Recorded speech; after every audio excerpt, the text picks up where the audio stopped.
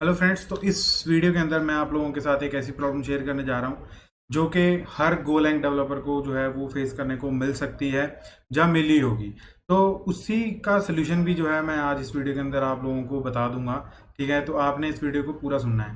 तो most of cases में क्या होता है कि जब आप एक फ्रंट एंड डेवलपर के साथ काम कर रहे होते हो तो उसको क्या होता है, आपके साथ डेटा एक्सचेंज करना होता है। तो वो आप कैसे करते हो? रेस्ट एपीआई के साथ करते हो, राइट।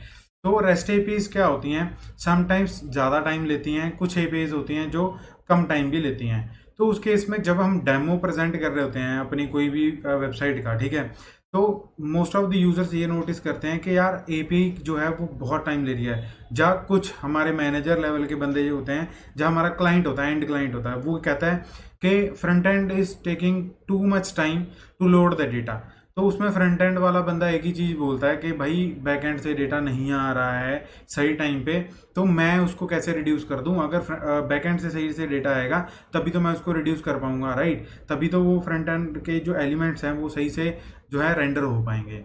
तो इस केस में बहुत ही दुख लगता है यार, जब हम किसी भी चीज़ को डेवलप करते हैं और ऊपर हम सर्वर पे डिप्लॉय करते हैं, ठीक है। तो इसी चीज़ को हम रिड्यूस करेंगे आज। तो हमने क्या बनाया हुआ है यहाँ पे, कुछ मेथड्स मतलब फंक्शंस जो हैं वो बनाए हुए हैं जो कि एक एपीआई का काम करेंगे। आप बोलोगे कैसे? तो वो मैं बताता हूँ। तो हमने यहाँ पे कुछ फंक्शंस लिखे हुए हैं, like fetch user match, fetch user address, fetch user likes. तो मैं इन चारों का पहले आपको मतलब बता देता हूँ। फैच यूजर एपीआई क्या करेगी? एक यूजर को लेके आएगी। देन उसके बाद फेच यूजर मैच का मतलब क्या है? हम इसमें जो यहाँ पे हमने फर्स्ट लाइन पे यूजर गेट किया था उसके बेसिस पे हम एक मैच यूजर जो है वो यहाँ पे लेके आएंगे। उसके बाद क्या है, हम उस यूजर के बेसिस पे, मतलब यूजर नेम के बेसिस पे जो हमने यहाँ पे फेच किया था उसी का एड्रेस भी लेके आएंगे।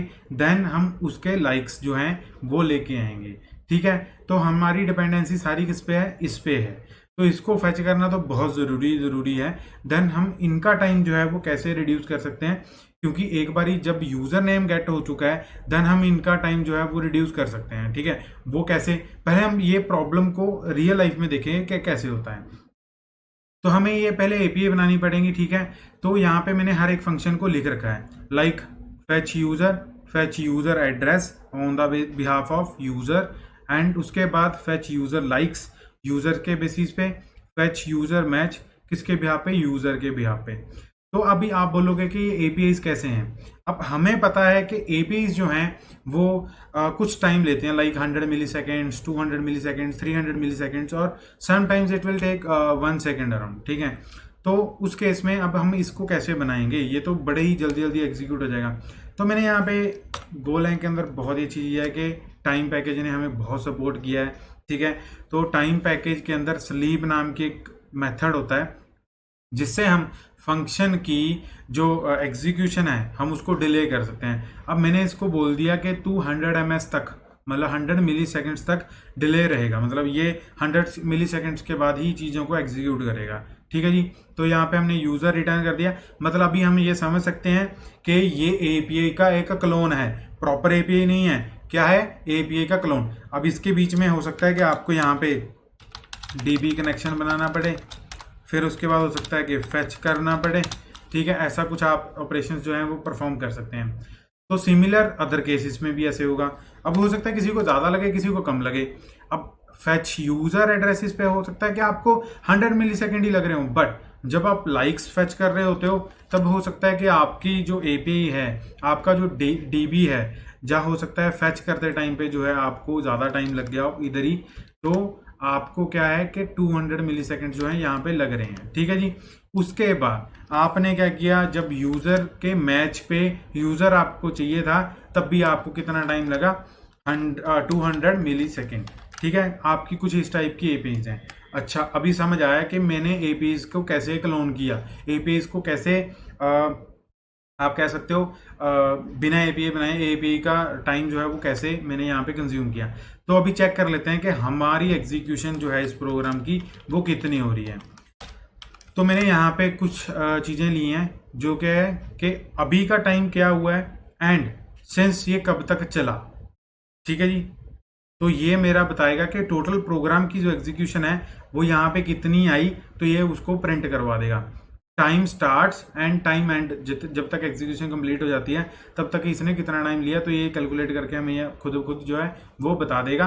एंड उसके बाद हमने यूज़र को भी प्रिंट कराया हुआ है, एड्रेस को भी प्रिंट कराया हुआ है, लाइक्स को भी जो है वो प्रिंट करवाया हुआ है। आप यहाँ पे डीबी कनेक्शन बनाएं, फैच करें, कुछ भी करें, बट जो मैं सोल्यूशन अभी डिस्कस करने वाला हूँ वो जो मैं रिफैक्टरिंग करने वाला हूँ वो आपको ऑल टाइम हेल्प आउट करेगा ही करेगा। तो अब बढ़ते हैं आगे, ठीक है। तो अभी इसका एक रन करके चेक कर लेते हैं कि कितना टाइम जो है इसने कंज्यूम किया। गो रन main.go। तो यहाँ पे अराउंड 600 मिली सेकेंड्स आए। तो यूज़र्स ने बोला कि भाई हमें विश्वास नहीं है, आप कृपया हमें बताएं, ठीक है। तो 100 मिली सेकेंड इसने लिया, 100 मिली सेकेंड इसने लिया, 200 मिली सेकेंड इसने लिए, मतलब कितने हो गए टोटल 400, और 200 मिली सेकेंड ही इसने लिए, तो टोटल कितने हुए 600। तो यहाँ इसीलिए इसने क्या किया, 600 मिली सेकेंड के अराउंड जो है इस प्रोग्राम ने एग्जीक्यूशन ली। इतना ही हमारा कोई एपीआई जो होगा वो ले रहा होगा टाइम, और मे भी हो सकता है कि ज़्यादा भी ले रहा हो, अराउंड 1 सेकेंड। अब हम क्या रिफैक्टरिंग है जो इसके अंदर कर सकते हैं, अब हम प्रोग्राम को थोड़ा सा बांट लेते हैं, ठीक है।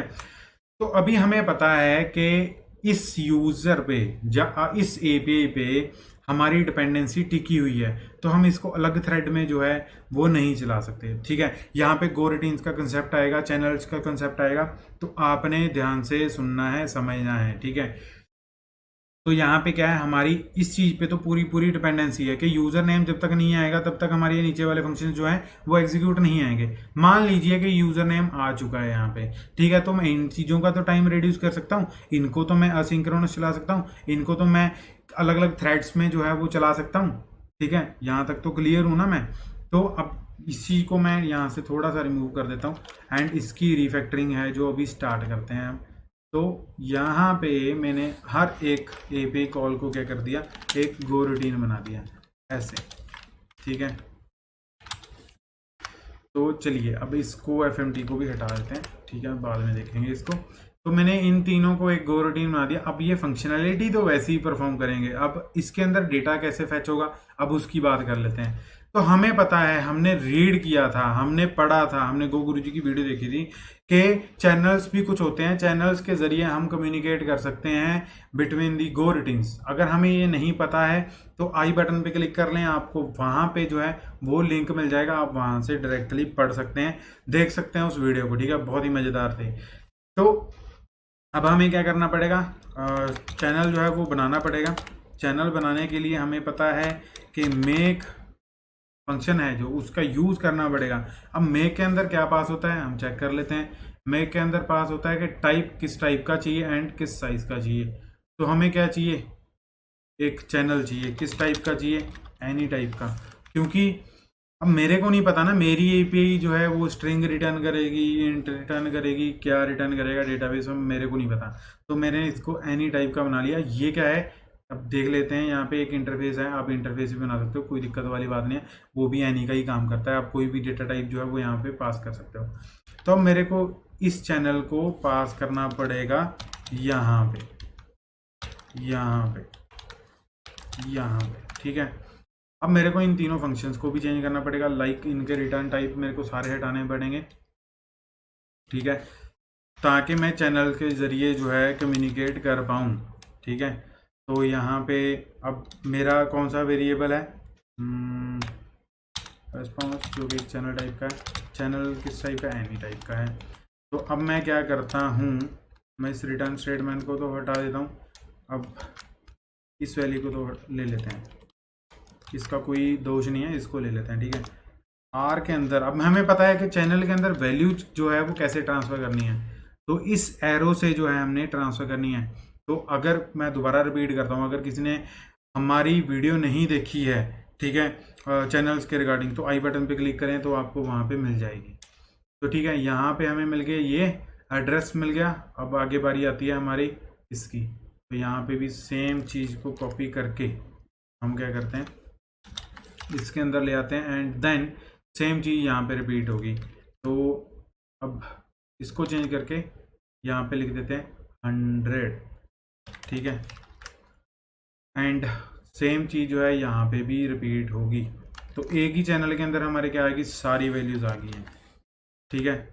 तो अभी ये क्या है, अभी ये चैनल हमने पूरा डिक्लेयर नहीं किया अच्छे से, ठीक है। तो चैनल को पूरा अच्छे से डिक्लेयर करने का कुछ मतलब हमें चेंजेस और करने पड़ेंगे। तो यहाँ पे एल ई रिटर्न हो रही थी, तो यहाँ पे कर देते हैं एल ई। तो जो हमने अभी चैनल डिक्लेयर किया है वो कौन सा चैनल है, एक बफर्ड होता है एक अनबफर्ड होता है, ठीक है। कौन सा, बफर्ड, एंड दूसरा कौन सा होता है, अनबफर्ड। तो अभी मैंने जो चैनल डिक्लेयर किया है ये क्या है, अनबफर्ड चैनल है। बट मेरे अनबफर्ड चैनल मेरे को पता है कि उसके अंदर लिमिट नहीं होती है, एंड वो ब्लॉकिंग ऑपरेशंस के लिए होता है, मतलब ब्लॉक कर देता है ऑपरेशंस को, ठीक है। तो इसीलिए मैं यहाँ पे बफर्ड चैनल यूज़ करूँगा, जिसमें क्या होता है, एक लिमिट होता है, एक साइज़ होता है। तो यहाँ पे मैं इसको साइज़ देता हूँ 3। अब 3 देने का रीज़न क्या है, मेरे को पता है कि 3 गो रूटीन्स हैं, तो मैंने ये चीज़ जान ली है कि इसमें 3 डेटा आएंगे, तो इसीलिए मैंने इसका साइज़ 3 कर दिया। आप अपनी रिक्वायरमेंट के अकॉर्डिंगली इसका साइज़ मॉडिफाई कर सकते हैं, कोई दिक्कत वाली बात नहीं है, ठीक है। तो यहाँ पे मैंने अब सारी चीज़ें सेट कर ली हैं, अब देखते हैं इसको चला के, ठीक है। तो अब हम देखेंगे इसकी वैल्यू को, ठीक है। रेंज करेंगे किसके ज़रिए, मतलब किसके थ्रू, सॉरी। तो यहाँ पे रिस्पॉन्स के ऊपर मैंने रेंज किया एंड यहाँ पे प्रिंट करवाया किसको, वैल्यू को। तो अब देखते हैं इसको चला के। अभी भी इसके अंदर थोड़ी सी रिफैक्टरिंग बाकी है, वो मेरे को पता है क्या, तो देख लेते हैं पहले। तो यार हमारी जो गोरेटिन्स हैं वो क्या होगी, डेडलॉक में फंस चुकी हैं। अब उनका क्या करें, अब यहाँ पे अगर आप लोगों को पता है क्या इशू हुआ है तो कमेंट सेक्शन में ज़रूर बताएं। तो यहाँ पे क्या हुआ है, बेसिकली जब हम रेंज करते हैं चैनल के ऊपर, तो चैनल हमारा क्लोज हो जाना चाहिए, ठीक है। तो क्लोज हो जाने के लिए, ठीक है, हमारी ये क्या कर रहा है, अब कंटिन्यूसली रेंज कर रहा है चैनल के ऊपर, रीड करने की। जब तक तो चैनल के अंदर डेटा था तब तक उसने प्रिंट करवाया, और उसके बाद क्या हो गया, इसने डेडलॉक में डाल दिया उस चीज़ को कि मैं रीड करता जा रहा हूँ बट डेटा नहीं आ रहा, रीड करता जा रहा हूँ डेटा नहीं। तो डेडलॉक से बाहर निकालने के लिए इस प्रोग्राम को हमें क्या करना पड़ेगा, हमें चैनल को क्लोज करना पड़ेगा, ताकि जो रेंज लूप है वो हमारी डेडलॉक ना क्रिएट करे। तो यहाँ पे चैनल को बंद करने के लिए क्लोज एक मेथड है, ठीक है, जिसको हम यूज़ कर सकते हैं, जिसके ज़रिए चैनल को क्लोज किया जा सकता है। बट अब इसमें क्या है, हम पहले प्रोग्राम को रन करते हैं, देन देखते हैं दिक्कत क्या है। गो रन मेन डॉट गो। तो हमारा प्रोग्राम जो है वो यहाँ पे सही तरीके से एग्जीक्यूट तो हो चुका है, बट उसने कुछ डेटा जो है वो यहाँ पे प्रिंट नहीं करवाया। अब उसका रीज़न क्या है, तो हमें पता है जब रेंज लूप किसी भी चैनल के ऊपर लगी होती है तो वो क्या होता है कि जब तब तक रिजल्ट को प्रिंट करवाते जब तक वो क्लोज नहीं हो जाता। तो हमने यहाँ पे क्या किया, हमने तो उसको पहले ही क्लोज करवा दिया, तो अब वो चलेगी ही नहीं, ऑब्वियसली बात है ना। तो अगर मैं इसको रेंज लूप के बाद में लगाता हूँ तब वो मेरा डेडलॉक देगा ही देगा, क्योंकि ये क्लोज नहीं ना कर पाएगा उस चीज़ को, ठीक है ना। तो अभी क्या होएगा, इसी का एक सोल्यूशन है, वो क्या है, तो वो डिस्कस कर रहे हैं। तो हमें क्या है, सिंक पैकेज में से वेट ग्रुप्स जो हैं वो यहाँ पे लेके आने पड़े, एंड इस वेरिएबल को, जो ये वेट ग्रुप का वेरिएबल है, इसको हर गो रूटीन के अंदर पास करना पड़ेगा। तो अभी क्या है, पास करने से पहले हमें इसको बताना भी पड़ेगा कि कितनी गो रूटीन्स हैं। तो ऐड एक मेथड है इसका, ठीक है, उसके अंदर हम पास करेंगे कि कितनी गो रूटीन्स हैं, गो रूटीन्स का काउंट। तो हमने यहाँ पे 3 गो रूटीन के साथ काम कर रहे हैं, तो 3 इसके अंदर पास कर दिया। देन उसके बाद हमने क्या किया, वेट, यहाँ पे wd.wait। तो यहाँ पे ये इन गो रूटीन्स का वेट करेगा तब तक जब तक ये नहीं बता देती वेट ग्रुप्स को कि मेरा काम जो है वो पूरा हो चुका है। अब ये कैसे बताएंगी, तो इन वेट ग्रुप का जो वेरिएबल है उसको पास भी तो करना पड़ेगा फंक्शन के अंदर, तो हमने इसको ऐसे पास कर दिया। एंड फंक्शन के अंदर भी हमें क्या करना पड़ेगा, इसको एज ए पैरामीटर एक्सेप्ट करना पड़ेगा, wg और sync डॉट वेट। एंड उसके बाद यहाँ पे हमें लिखना पड़ेगा wg डॉट डन। आप एंड में भी लिख सकते हैं, अगर आपको एंड में नहीं लिखना है तो आप यहाँ पे ऐसे करके भी लिख सकते हैं, एंड डेफर, ठीक है जी। तो ये भी सही है, ये कोई गलत नहीं है। तो इसको फिर ऐसे कॉल करना पड़ेगा, तो आप इसके एंड में लिख लेते हैं wg डॉट डन, ठीक है। उसके बाद फिर तीसरे फंक्शन में भी सेम चीज़ करनी पड़ेगी, तीसरी API के अंदर। तो यहाँ पे भी हम क्या लिखेंगे, wg डॉट डन। तो यहाँ पे चैनल को भी जो है हम यहाँ पे क्लोज कर देते हैं, ठीक है। देन उसका डेटा देखेंगे यहाँ पे प्रिंट करवा के। तो जैसे ही हमने इसको रन किया तो आप देख सकते हो यहाँ पे हमारा टाइम कितना रिड्यूस हो चुका है, ऑलमोस्ट मतलब पहले कितना ले रहा था 600 मिली सेकेंड, तो अभी कितना ले रहा है 300 मिली सेकेंड। तो मतलब बिल्कुल आधा ही जो है वो रिड्यूस हो चुका है। तो बिल्कुल हाफ टाइम पे हम ले आए। 300 मिली सेकेंड रिड्यूस करना मतलब बहुत बड़ी बात होती है यहाँ पे, ठीक है, एक डेवलपर के लिए। तो यहाँ पे आप देख सकते हैं हमारे एड्रेसेस भी आ गए, हमारे लाइक्स भी आ गए, हमारा नाम भी आ गया जो यूज़र का मैचिंग था, ठीक है। तो इस तरीके से जो है आप अपनी गो रूटीन्स के साथ अपने एपीआईज का टाइम जो है वो रिड्यूस कर सकते हैं, डेटा को एग्रीगेट कर सकते हैं डिफरेंट एपीआईज के अंदर। तो अगर ये वीडियो अच्छा लगा हो तो वीडियो को एक लाइक ज़रूर दे दें, ठीक है। चैनल को जरूर सब्सक्राइब कर दें। Thank you for watching this video guys. जय श्री राम।